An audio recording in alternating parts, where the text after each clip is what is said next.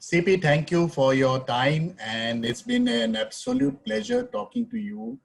Now, for mega employers like your organization with so many employees, I would assume that creating a great workplace is probably very challenging.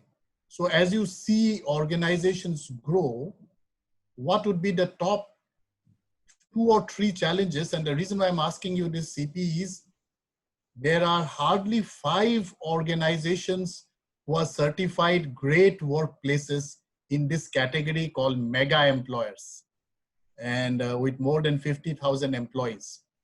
And you are one of them.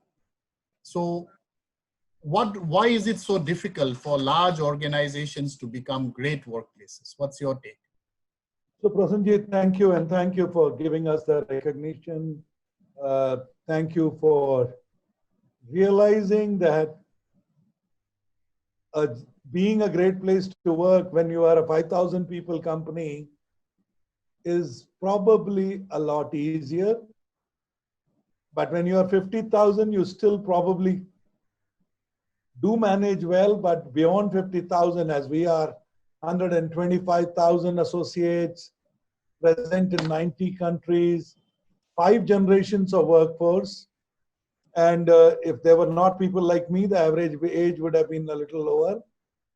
And 100 nationalities. In large organizations, I think there are few things that I'm sure you have observed them more. But for Tech Mahindra, creating a great workplace and an engaged workforce is not a HR initiative. It is not a project manager program. It is a core business strategy. And I genuinely believe I have to live it every day. So when you talk about my driving from Delhi to Pune, what was going through my mind? That the same team had not seen me for 60 days in person. While we were able to move 93% of work home, there was 5 to 7% of people who had not even stepped out of my campuses. They were living on the premises. And I had to walk the corridor. I had to walk that shared accommodation. I had to eat with them to say I am one of them. So I'm not trying to say that I could do it for 125,000, but please remember we are a digital world. That I am spending a month in Pune where I have majority, as you all know, that Pune and Hyderabad are 2 of my biggest centers. That I'm spending a month with my wife in Pune. Coincidental that Pune happens to be the headquarters of Tech Mahindra. It is also coincidental that yes, I do have a house here.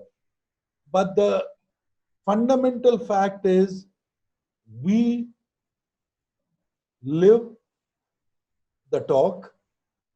Number 2, we are an agile structure. We will simplify workflows to demonstrate and show that we are a human-centric organization. There are times when we will personalize the human experiences, and we will try and continue a high-touch organization, and that I would lead it from the front. The second point, ultimately, I can't do it all over. So you have to take into account that there is a fundamental maths. Fundamental maths is that CP Gurnani can talk to 150 people. Those 150 people, if they talk to and each one of them to 150 people, then we are talking of 20,000 people, 125,000 people who are connected. That means a high touch organization continues to demonstrate high touch. The second part is the beautiful advantages of being a technology company and continuing to be technology driven. So what you call as workflow becoming automated, processes becoming automated, and we becoming a faceless organization, I think it is wrong because you are using technology to your advantage. And I'm not saying that it is easy. Trust me, in this Twitter world, you know, we work around the world.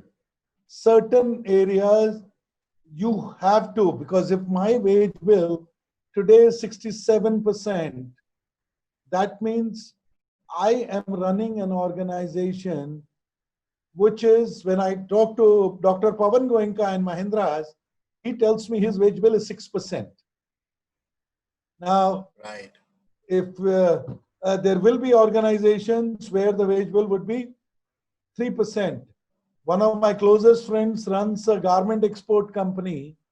He says his wage bill is less than 20%, and he says his wage bill is less than 20% because he is into highly embroidered and custom built, hand woven stuff. He said otherwise in his industry, 12 to 13% is the norm. Now, again, why am I throwing these statistics is that I am conscious that there is a need for me and my management team to practice what they wrote in 2018 as what we call HR Next. Right. HR Next was a carefully drafted and based on various feedbacks and surveys that we need to become a little more human centric. We need to become a more better listening organization. Our leaders need to be trained to cultivate a culture of trust. Most of us go and sit in an aircraft to go and build relationship and trust with our clients. Are we doing it with our own employees who make all the difference? Because if I am not human engaged, if I am not recognizing that it is that talent which gives me the next meal or today's meal, that if I cannot demonstrate gratitude and if I cannot show fairness and equity, I mean, I'm missing out on getting a motivated workforce. So I think the problems could be 20, but the solutions are a healthy mix of transparency, communication, living the talk, and doing it together. Again, giving you examples. I have a leadership team which every Sunday would go along with our community services. All these 11 weeks, my teams have been going into villages, far-flung villages, where the government business has not reached. That means the government social charity has not reached, but my team has reached. And these people do it with a passion. We enable them. We give them the platform. But that mindset of working together, standing together, and becoming taller because we are together towards the community or towards my customers, that we not only talk about humility, we not only talk about empathy, but we practice it.